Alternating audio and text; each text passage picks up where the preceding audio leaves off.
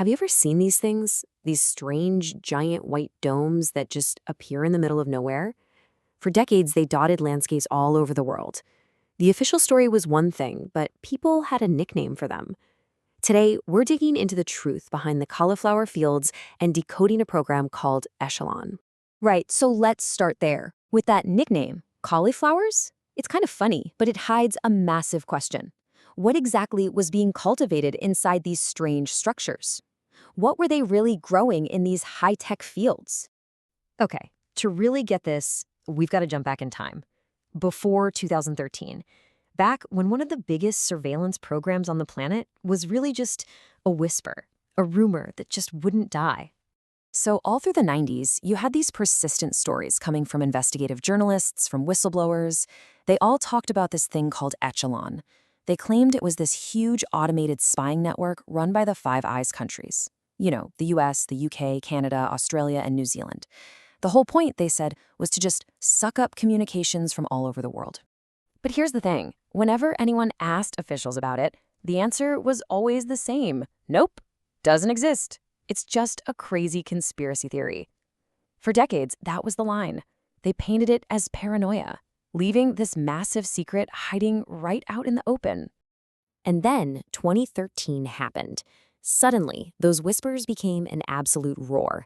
This was the moment the denials had to stop, because the rumors finally slammed right into hard, undeniable proof. The documents that Edward Snowden leaked? Well, they changed everything. They proved ECHELON started way back in 1966, originally to keep tabs on Soviet satellites. But the most important part? It was the smoking gun. It proved those journalists from the 90s weren't just guessing. They were right. And what's so wild is just how accurate the rumors were. I mean, look at this. An alleged Five Eyes network? Yep, confirmed. Massively intercepting satellite signals? Confirmed. An automated dictionary system that scanned everything for keywords? 100% confirmed. Even the most controversial claim, that they were using it for economic spying to get industrial secrets, that turned out to be true too. So now that we have the proof, let's go back to those domes. It's time to peel back the layers and really understand the mechanics of the cauliflower.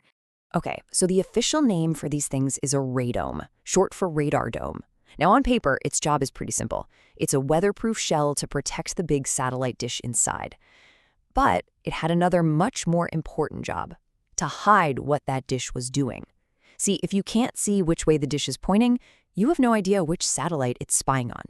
So here's how it all worked in a nutshell. First, you hide the dish inside the radome. Simple. Second, you point that hidden dish at commercial satellites and just intercept everything: unencrypted faxes, emails, phone calls, you name it.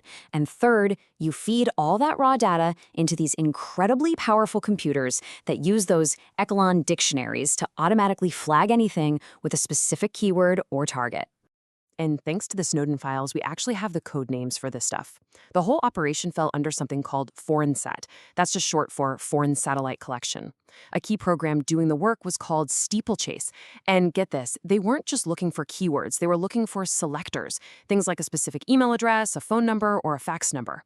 The sheer scale of this is, well, it's pretty mind-blowing. Just one of these sites, just one of these cauliflower fields, like Menwith Hill in the UK, was intercepting more than 2 million communications every single hour. And here's the thing, Menwith Hill wasn't some one-off, not by a long shot. This was a worldwide network, a global field of these surveillance cauliflowers. The leaks really laid out the map for us. You had Menwith Hill in the UK, which turned out to be the NSA's biggest overseas spy base. Then you had Pine Gap down in Australia, which was doing satellite interception and helping with drone targeting. Over in Japan, the Misawa base was listening in on the entire Asia-Pacific region. And right here in the US, Sugar Grove in West Virginia was grabbing communications as they entered the country. But here's the real kicker. As important as these cauliflowers were, they were really a snapshot in time. Because the world's data, it was on the move. And the spies, well, they had to move with it. You see, global communications started shifting. They moved from satellites bouncing signals through the sky to fiber-optic cables running along the ocean floor.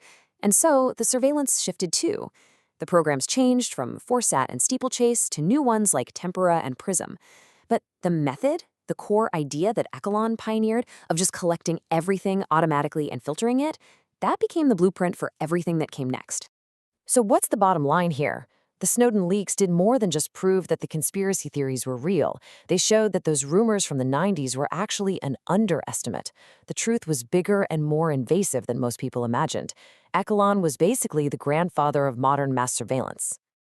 And that leaves us with one last question to think about. The cauliflowers, they were physical things. They were out there, hiding in plain sight, something you could point a camera at. So it makes you wonder, doesn't it? What are the invisible listening posts of today? And where are they hiding now?